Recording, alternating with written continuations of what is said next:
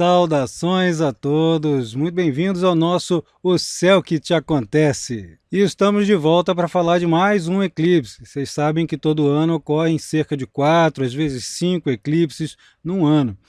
Este ano nós temos os eclipses ocorrendo no eixo Touro-Escorpião. O primeiro eclipse solar de 2022 ocorre no dia 30 de abril, em Touro. E é isso mesmo que vocês entenderam. Sempre que há um eclipse ocorrendo num signo, fatalmente naquele mesmo ano vai ocorrer outro eclipse solar no signo oposto. Os eclipses lunares vão ocorrer sempre no mesmo eixo, né? Ou é o Sol que está num signo e a Lua no outro, ou no eclipse seguinte, lunar, inverte. Você que acompanha aqui o canal sempre, você já deve ter visto que tivemos vários vídeos falando sobre eclipses. E neles a gente sempre dá uma explicaçãozinha prévia. Eu aqui vou acrescentar alguns dados importantes e vou recordar outros para quem está chegando agora. Para começar, é bom a gente entender que os eclipses fazem com que as sociedades e os indivíduos coloquem para fora, né, façam vir à tona coisas que todos costumam ocultar sob o verniz social. É aquela coisa, né? Parece até aquele filme do Homem Invisível, que ele, enquanto está visível, ele tem freio moral, ele tem freio social, mas quando ninguém pode vê-lo, ele faz aquilo que ele quer. É claro que, só porque tem um eclipse, você, indivíduo, não vai poder fazer aquilo que quer.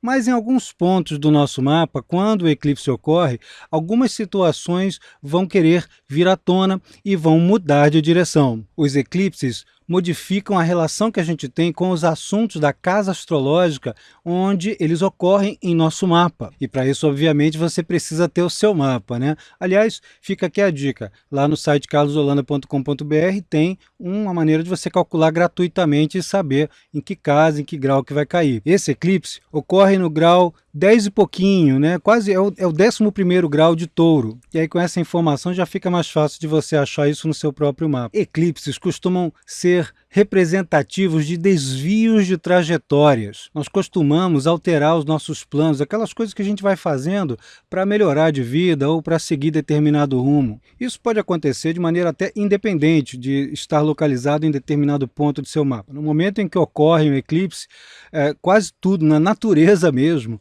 tem uma reação, né? Em parte na natureza, uma reação à ausência de luz, especialmente no ponto, na faixa, né, que é coberta pela sombra do eclipse. Nem toda parte do mundo vai ser coberta pela sombra do eclipse. Mesmo assim, mesmo nos lugares que não tiverem a sombra do eclipse cobrindo, o efeito ainda existe, especialmente em mapas individuais e os efeitos que ocorrem com as coletividades, sobretudo com as coletividades, com nações, com sistemas que governam a própria natureza, como movimentos tectônicos, movimentos das marés. Essas condições fazem com que os eclipses, por muitos anos, por séculos, sejam associados até a terremotos, maremotos e coisas similares. E não podemos esquecer que eclipse é uma espécie de, entre aspas, um apagão, né? A gente está seguindo numa trajetória. Imagine que você está num lugar e vai se dirigindo vai tomando uma direção e de repente todas as luzes à noite se apagam e você não sabe exatamente para que lado que você está indo, né? Você fica um pouco desorientado. E é por isso que eles representam esses desvios de orientação. A gente se desorienta momentaneamente. E esse pequeno momento de desorientação faz com que as coisas, em um efeito dominó, ou se você preferir um efeito borboleta, vão adquirindo proporções muito maiores com o passar do tempo. Eclipses, do mesmo jeito que o período de uma lua nova, né, quando a lua fecha seu ciclo, representam também o fechamento de um ciclo, só que há alguma coisa muito maior. É esse seguir em nova direção com o fechamento de um ciclo, no início de uma nova situação, que as pessoas às vezes naquele momento nem percebem, mas ao longo do tempo vão vendo a diferença gritante que aquilo vai tomando. E os eclipses têm uma proporção muito maior porque eles não são luas novas apenas, eles fazem parte de uma coisa muito grande chamada ciclo de Saros. O ciclo de Saros tem algo em torno de 18 anos e 11 dias, perto disso. E eles obedecem também à diferença de movimento, né, dos nodos lunares, as chamadas cabeça e cauda do dragão, que são os pontos que mais realmente demarcam a posição ou a proximidade dos eclipses. O ciclo nodal é de 18 anos e 6 meses. Ora, eu estou dizendo essa coisa super técnica porque tem uma razão de ser. Esse eclipse aqui de Touro já aconteceu também outras vezes, em outras épocas. A cada 8 ou 9 anos ocorrem eclipses no mesmo eixo, como por exemplo agora em 2022 vai ocorrer esse eclipse solar em Touro no dia 30 de abril e o outro, que vai ocorrer em Escorpião, vai ocorrer no dia 25 de outubro. Quer dizer, está dentro desse mesmo período. Apenas em um ou outro caso é que os eclipses se sucedem no mesmo signo num ano e logo no ano seguinte. E tudo no eclipse é muito intenso. De fato, eles intensificam as situações, intensificam questões e assuntos pertinentes ao ponto em que ele cai. Coletivamente, em se tratando do eixo de signos. Individualmente, além do eixo dos signos, também o eixo das casas em que eles ocorrem. Para os 12 signos, ou melhor dizendo ainda, para os 6 eixos, porque cada signo tem o seu oposto, então fazem 6 em vez de 12, o eclipse obriga momentaneamente a suspender determinadas atividades em favor daquilo que é efetivamente mais garantido. E às vezes, como eu disse antes, aquilo que está invisível sob as camadas de verniz sociais predomina e age meio que da maneira que quer, ou de uma maneira que o indivíduo conscientemente não gostaria, mas sai a si mesmo. Podem ser em função de situações que lhe ocorrem, ou seja, coisas situacionais, ou são contingências, ou por movimentos internos que vão gerar comportamentos. Assim, o eclipse ocorre para cada eixo da seguinte forma: para Áries, Libra, Gêmeos e Sagitário, é um período de muito tempo, de muito esforço de adaptação, uma verdadeira condição de aprendiz. A gente vai dando um jeito de se lapidar de todo jeito. E atenção, é muito bom que esses 4 signos aí aprendam a cuidar bem do próprio corpo, Não ficar só na mente, não ficar só na busca desenfreada por algum objetivo, alguma meta. Para Touro e Escorpião, que são justamente os 2 signos onde os eclipses vão ocorrer, são guinadas bem fortes, são mudanças de vida. São justamente aqueles que nesse período de breve desorientação têm que aproveitar para colocar no lugar das coisas, das lacunas, das perdas de referenciais, até aqueles planos que andavam meio em suspenso. De repente você ganha aí uma nova energia, uma nova força para realizar aquilo que você pensava que antes não dava. Para Câncer, Capricórnio, Virgem e Peixes, a gente tem uma sucessão de oportunidades inesperadas, uma série de aberturas. São talvez os mais favorecidos dentro dessa ótica aí da quebra, da ruptura, da coisa muito repentina que representam os efeitos de um eclipse na vida comum, na vida cotidiana. São aqueles que vão se beneficiar das chamadas bênçãos disfarçadas. Quando tudo parece que vai dar errado, vem alguma coisa e fala assim: poxa, se eu não tivesse seguido por esse caminho, eu ia me dar mal à beça. Ainda bem que apareceu isso na minha frente para eu poder seguir. Os mais afetados de uma maneira bem turbulenta são Leão e Aquário. Sofrem aquelas guinadas mais fortes entre todos os signos do zodíaco. Alguns vão levar aquele choque de percepção e vão quebrar as suas convicções, suas formas de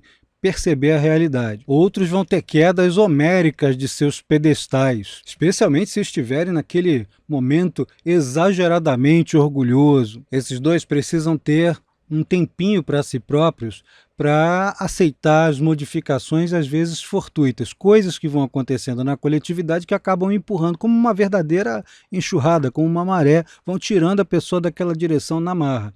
Não adianta lutar contra isso, a melhor coisa é aproveitar o movimento e seguir numa determinada direção até que você possa estar forte o suficiente e aquele movimento já esteja mais tranquilo, mais calmo, para retomar os seus planos iniciais. Provavelmente vai retomar, mas vai fazer de uma maneira completamente diferente do que tinha planejado no momento inicial. Em astrologuês mais técnico, mais tradicional, esse eclipse cai exatamente no chamado termo egípcio de Mercúrio e na face da Lua. Face é uma coisa que é muito confundida com o decanato. Isso significa que vai ter um impacto muito forte em sistemas de educação, comunicação, nas ciências. Às vezes é preciso haver uma intervenção mais firme entre os próprios cientistas sobre a sociedade, sendo bastante eloquentes e esclarecendo alguns pontos para evitar o pior. Caindo na face da Lua, nós temos aí uma ação sobre o sistema alimentar, sobre as questões ligadas à nutrição coletiva. A Lua, que é parte desse eclipse, já fica em boas condições pelo simples fato de estar em Touro, onde ela está exaltada.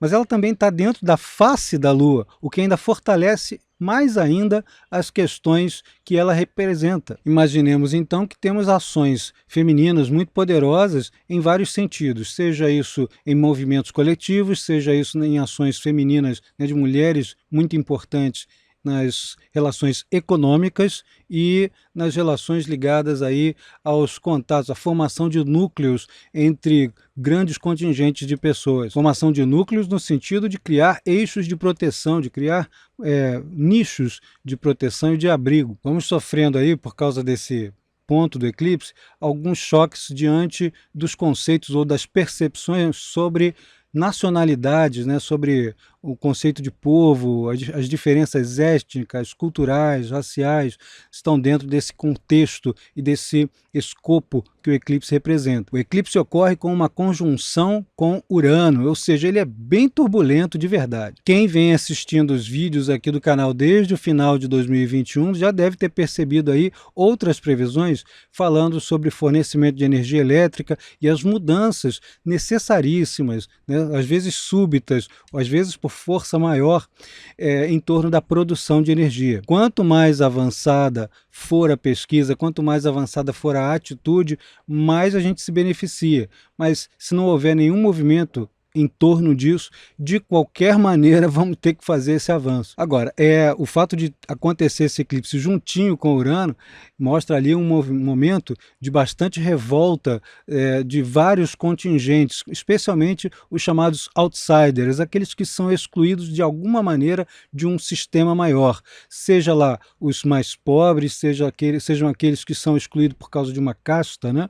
Ou ainda aqueles como, por exemplo, a astrologia não é muito vista como um fator acadêmico, né? Tá meio outsider também dentro desse fator, embora não seja pobrezinho e coitadinho, mas temos esse fator ligado a tudo quanto é tipo e concepção de outsider, né, de excluído de um sistema maior. Então esses excluídos, esses outsiders, eles vão ganhando muito mais relevância, e uma relevância de uma maneira chocante, né, de uma maneira confrontadora ao longo do período de 6 meses até chegar o outro eclipse lá de outubro. Isso sem contar que ainda temos os 2 eclipses lunares ainda. Estamos falando dos eclipses solares aqui. Uma coisa curiosa, e que eu venho falando também em outras previsões sobre artes, é que quando a gente faz o cálculo do Almuten, né, que é um dos planetas, é o planeta mais importante, segundo os cálculos do astrólogo Ibn Ezra, um astrólogo medieval, um filósofo medieval, que era astrólogo também. Segundo esse cálculo,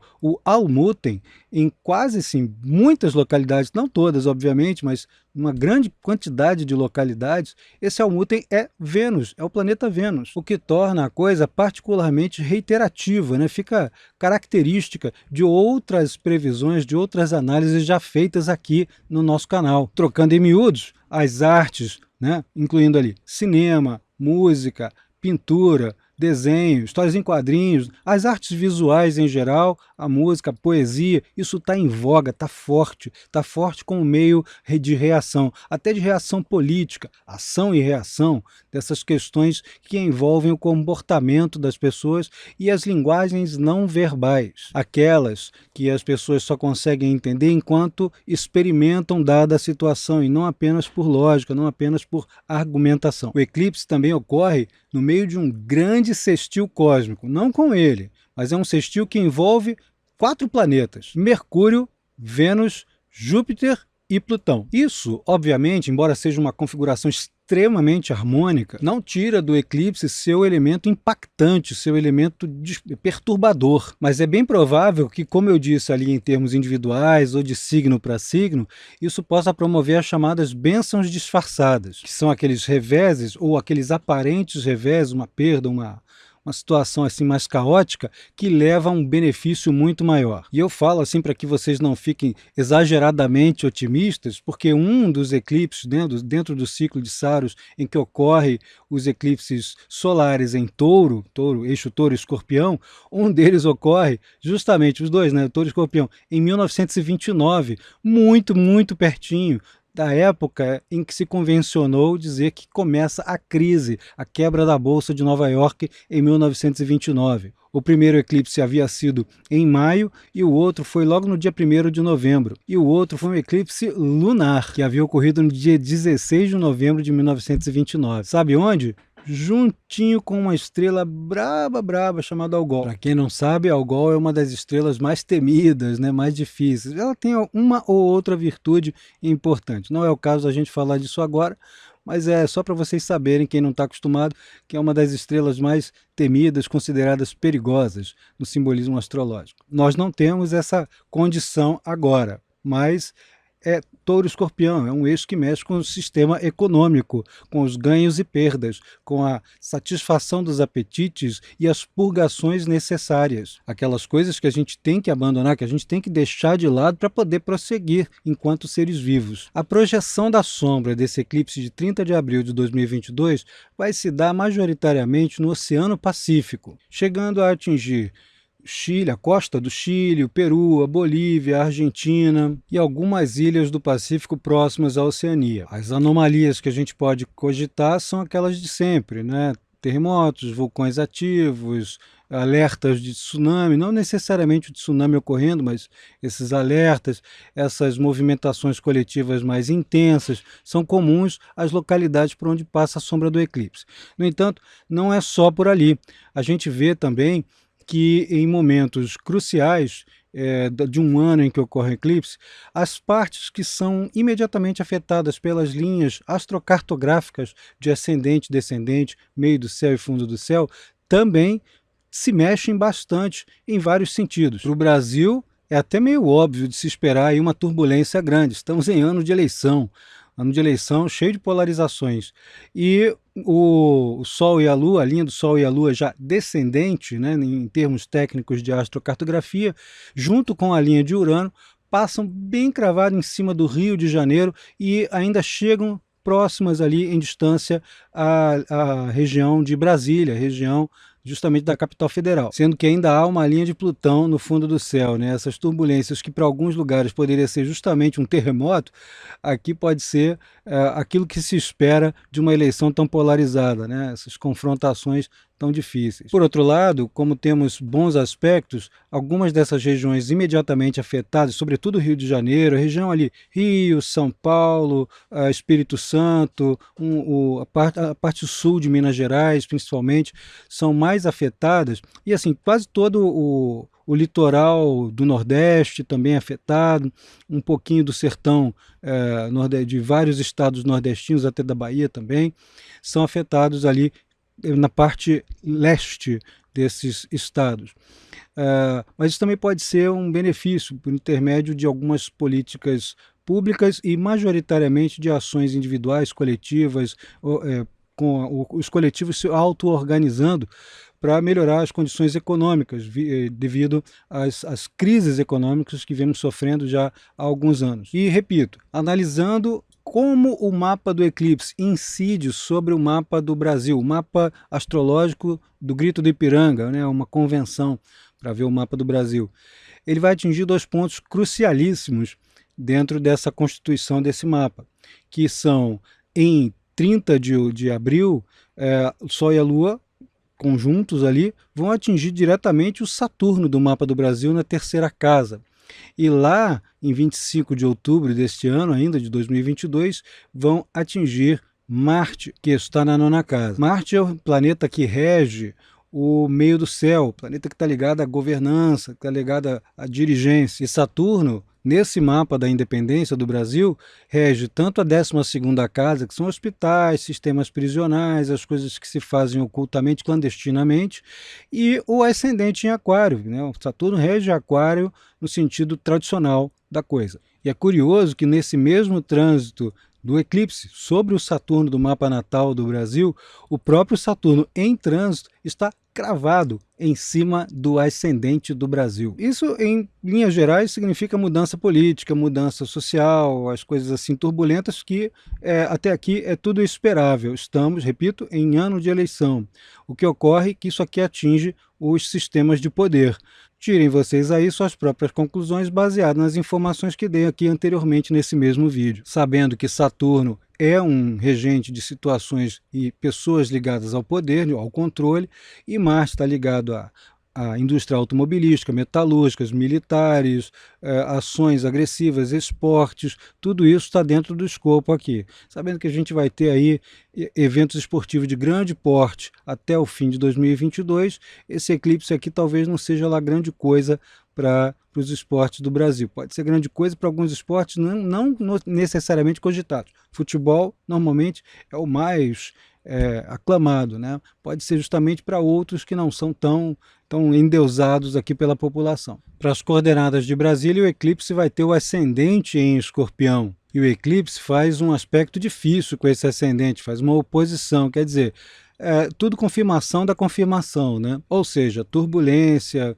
confrontação, os esforços muito grandes, multilaterais de conciliação, pelo menos de diplomacia. Não é um período em que a economia se recupere com tanta amplitude. Talvez isso haja notícias até de recuperação entre as camadas mais ricas da sociedade, mas isso não vai se estender tão rapidamente para as camadas mais pobres, exceto se o nível de emprego e o número, né, a quantidade de empregos aumentar entre a sociedade, que é uma coisa que pode ocorrer, mas para a segunda metade de 2022. Tanto para o Brasil quanto para os Estados Unidos, né, a projeção do mapa do eclipse sobre o mapa do Brasil e dos Estados Unidos, temos aí a chamada quadratura, que é um aspecto difícil, com o eixo dos nodos do momento de origem desses países. Isso significa que a crise não acabou nem para um nem para outro. Temos aí bastante turbulência para viver aí, para ver nos noticiários sobre o que está acontecendo em Washington e todas as ramificações de poder dos Estados Unidos. Quando a gente projeta o mapa do eclipse para as coordenadas geográficas de Washington, capital dos Estados Unidos,